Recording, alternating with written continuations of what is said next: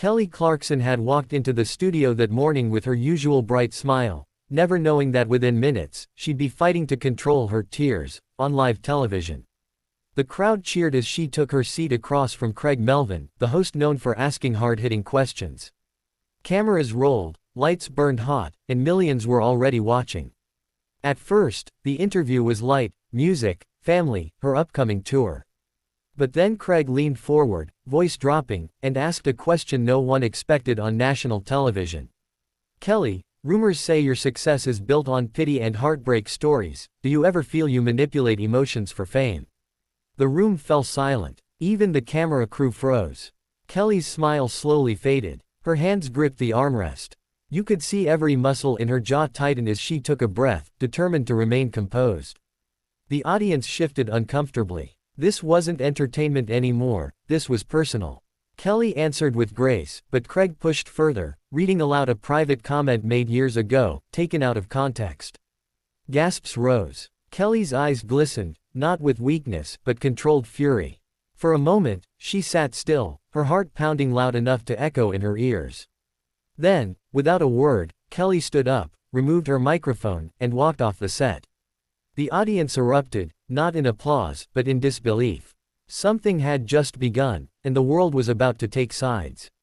As the segment resumed after a commercial break, the tension between Kelly Clarkson and Craig Melvin was unmistakable, no longer subtle, but heavy enough that even viewers at home could sense the shift in atmosphere. Creig, determined to regain control of the narrative, doubled down with another pointed question, pressing Kelly about controversial comments she had made during a recent concert. His tone carried an edge, suggesting not curiosity, but confrontation. Kelly, visibly bracing herself, maintained a polite smile, but her eyes revealed growing frustration. She responded calmly at first, attempting to clarify her stance, but Creig interrupted before she could finish. That interruption changed everything. Kelly paused mid-sentence, raised an eyebrow, and leaned back in her chair with a slow exhale. The studio audience fell silent, unsure whether to laugh, clap, or brace themselves for what was coming next. "Creig, if you're going to ask me a question, at least let me answer it," Kelly said, her voice steady but firm. A ripple of murmurs swept through the audience. Creig pressed again, accusing her of dodging accountability. Kelly's jaw tightened. This time, she didn't respond with humor or charm. Instead, she delivered a pointed observation about media narratives and respect. The tension broke into full-blown confrontation. Creig, refusing to back down, questioned her professionalism. Kelly looked directly into the camera, as if speaking to every viewer watching, and said, "This is exactly why conversations fall apart on national television." In that moment, the energy in the studio shifted, from interview to standoff. The studio atmosphere had gone from tense to electric. Everyone in the room, producers, camera operators, even the live audience, knew they were witnessing a moment that would make headlines. Kelly Clarkson sat forward in her chair, no longer concealing her frustration. Craig Melvin tried to reassert control, lifting a stack of cards as if to continue the interview, but his voice wavered ever so slightly. Kelly wasn't backing down. "Kelly, viewers deserve transparency," Creig insisted, his tone sharp. But before he could continue, Kelly raised a hand, stopping him mid-sentence. "Transparency works both ways, Creig," she said, her voice calm yet powerful. "Respect is part of transparency. You can't twist my words and then accuse me of hiding something." Applause erupted from part of the audience, hesitant at first, then growing stronger. Creig glanced toward the producers, who were visibly scrambling behind the scenes, unsure whether to cut to a commercial or let the moment play out. This was ratings gold, but it was also spiraling out of control. Creig attempted to shift topics, but Kelly wasn't willing to move on without being heard. She spoke passionately about how women in the public eye are often held to double standards, their narratives reshaped without their consent. Her words resonated deeply, gaining support from the audience, but seemed to further irritate Creig, who accused her of making it personal.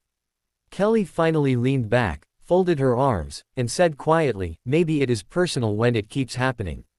The silence that followed was louder than any applause. The standoff had escalated, and neither was ready to back away. What began as a tense conversation had now transformed into a public reckoning. The room was silent except for the faint hum of studio lights. Craig Melvin, visibly agitated, adjusted his tie and leaned forward. "Kelly, this show is about facts," he said sternly. "You're turning this into an emotional spectacle." Kelly's eyes narrowed, not with anger, but clarity. "Emotions are not weakness, Craig.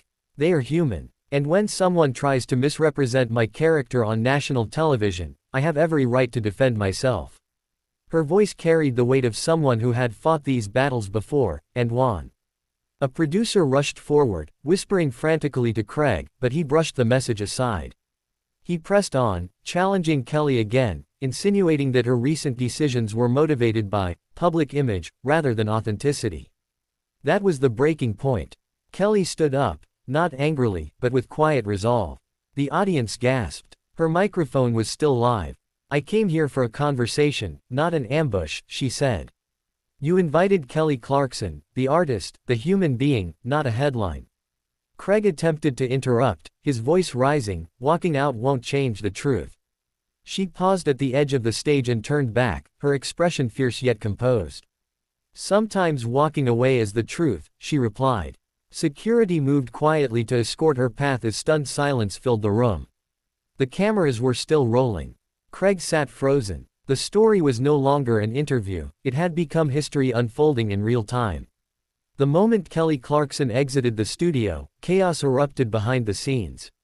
Producers scrambled across the floor, headsets buzzing with conflicting orders: "Cut to commercial, stay live, get Craig under control." But it was too late. The internet had already exploded. Clips of Kelly's walk-off were uploaded within minutes. Hashtags like #KellyWalksOff, #Craig Confrontation, and #RespectKelly began trending worldwide. Fans, celebrities, and even fellow journalists began speaking out. Some applauded her strength. Others questioned the show's ethics. Craig Melvin attempted to finish the segment alone, but his voice trembled slightly, not from fear, but from realization. This wasn't just a heated moment, it was a cultural flashpoint. He glanced off camera, uncertain whether to apologize or double down. Meanwhile, Kelly stepped into a black SUV waiting outside the studio. Her team gathered around her, some frustrated, others quietly proud. She stared out the window at the flashing lights and cameras, her reflection in the glass steady, unshaken. This wasn't a collapse, it was a turning point. Her phone buzzed. A message from a close friend popped up. "You didn't lose control. You took it back." Kelly let out a breath she didn't realize she'd been holding. She hadn't planned on making a statement that morning, but the world had just heard her loud and clear. As the SUV merged into city traffic, the headlines were already rewriting themselves, not as a scandal, but as a stand. For Kelly Clarkson, this wasn't the end of an interview. It was the beginning of a movement.